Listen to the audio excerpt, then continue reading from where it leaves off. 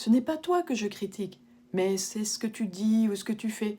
Cette phrase, vous l'avez certainement déjà entendue.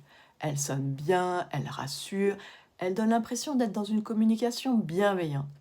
Mais l'usage de cette distinction, elle peut avoir des effets problématiques. Nos propos, nos actes, nos attitudes ne flottent pas dans le vide. Ils viennent bien de nous.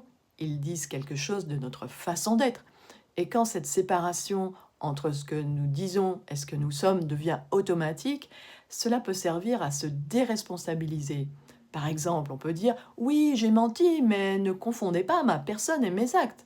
J'ai menti, mais je ne suis pas un menteur pour autant. C'est pratique.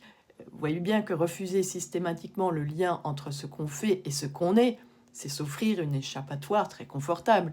Et puis, si on regarde nos usages du langage, il y a une drôle d'incohérence. Quand quelqu'un prend soin des autres, on dit sans hésiter: tu es généreux, tu es attentionné, et personne ne va corriger en disant: non, non, je ne dis pas que tu es attentionné, je parle juste de ton geste.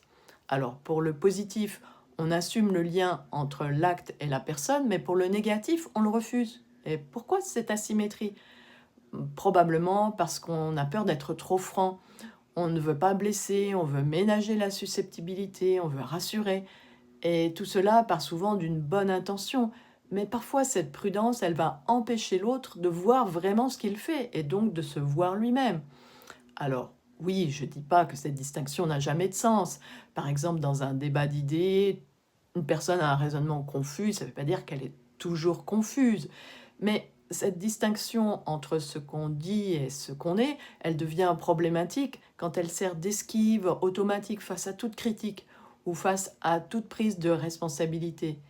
Dire à quelqu'un qu'il est confus ici et maintenant, c'est pas non plus l'enfermer dans une identité figée, c'est nommer une manière d'être visible à l'instant présent et c'est lui permettre d'en prendre conscience.